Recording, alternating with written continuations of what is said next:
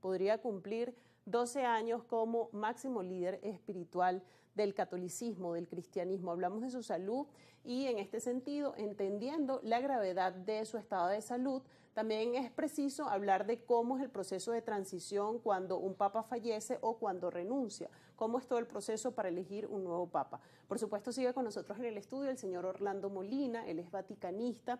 Y en este punto, señor Orlando, qué importante es explicarle a la gente cómo es el proceso en el caso de que el Papa Francisco, como usted lo decía, pueda salir airoso de esta delicada situación de salud y decida renunciar, o en el caso de su lamentable fallecimiento, ¿cómo sería el proceso para la elección de un nuevo Papa?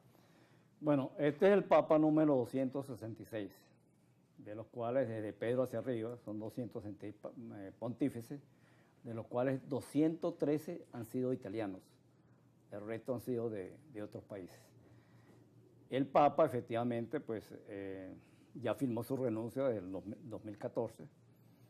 Tenemos que entenderlo como un proceso normal. Y firmó la renuncia, para explicarle un poco a la gente, no porque haya renunciado al papado, sino para tener preparado todo ese proceso de transición. Porque él firmó la renuncia en el sentido de que, también lo dijo en Corriere della Sera o otros medios italianos, simplemente cuando él ve que definitivamente no está en capacidad física o mental de asumir las funciones como pontífice, y la doble función de él como jefe espiritual de 1.300 millones de personas y jefe de Estado, porque el Vaticano tiene relaciones con 180 países, él se separaba, ¿no? O sea, que no sea una especie de estorbo, pues. Ahora, la Iglesia tiene mecanismos normales, pues. Si hay sede vacante, la sede vacante significa o que el Papa fallece, muerte natural o lo que sea, o fallece, o la renuncia. Si él fallece, el carmalengo, que es el cardenal más antiguo, de mayor edad del Colegio Cardenalicio. El Colegio Cardenalicio son 200, casi 300 cardenales. Pero al Papa lo eligen no más 120, porque de acuerdo a la Constitución y al decreto de Juan Pablo VI, los cardenales que eligen al Papa en el cónclave deben tener menos de 80 años. En el caso de Venezuela, lamentablemente, pues, los dos cardenales que tenemos no pueden asistir, ni el Baltasar Porras, ya tiene 80 años, ni Diego Padrón, pues tiene 84 años, ¿no? Entonces, el carmalengo convoca al cónclave, donde van a entrar 120 electores, 120 cardenales.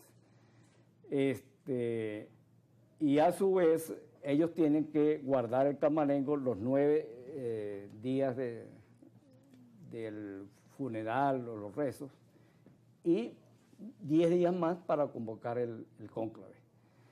El cónclave, simplemente, ahí se establecen algunos criterios generales.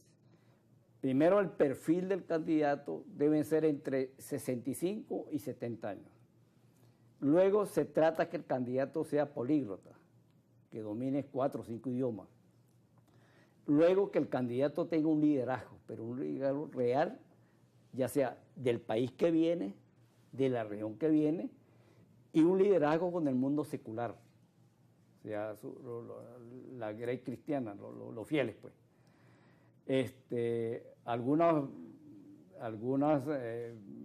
piensan, pues, que hay una iluminación o algo por el estilo. Bueno, no, ahí los perfiles que son perfiles profesionales y experticia en geopolítica y geoestrategia. Eso por un lado. Si se establece el criterio que manifestó cuando la elección de Karol Wojtyła, el polaco. ¿Por qué el polaco en cierta manera lo eligieron? Porque los cardenales decidieron, estudiando las variables de Europa, tratar de frenar un poco la expansión del comunismo, pues. Entonces, lo ideal era un cardenal que había vivido bajo un régimen comunista en Polonia, que era Karol Wojtyła, que estuvo preso, etcétera, etcétera. Entonces, era como para frenar un poco, ¿no? Claro. La extensión del muro. En esos momentos, bueno, después cayó el muro de Berlín, etcétera, etcétera. El criterio de hoy en día es para tratar de neutralizar la presencia china en toda el Asia y en cierta manera en Europa y en Occidente. Y qué mejor de simplemente de nombrar, de crear pues con un hombre el pontificado que sea un asiático. Por eso que en las quinielas que se establece, y si ese criterio, que la mayor opción gana es posibilidades el cardenal Luis Tagle, que es el filipino, tiene 68 años. Yo tuve la suerte de conversar con él bastante largo y tendido allá en Domo Santa Marta, donde yo llego cuando voy al Vaticano. Era presidente en ese momento de Cáritas Mundial. Y es un hombre, en el Vaticano ahorita hay dos grandes corrientes, de hace más o menos 40, 50 años. La corriente modernista o progresista, encabezada por Francisco, y la corriente tradicionalista. Son dos grandes corrientes en la jerarquía de la Iglesia Católica. No la Iglesia Católica somos todos, pero en la jerarquía. Entonces, en ese gobierno hay dos grandes corrientes. Entonces, pero también hay la circunstancia que el 80% de los cardenales que han nombrado el Papa, la mayoría votan y son cardenales que son jefes de congregaciones religiosas, no cardenal cualquiera, ¿no? Eso tiene un significado muy importante. Pero dentro de los 120 cardenales también hay tres corrientes.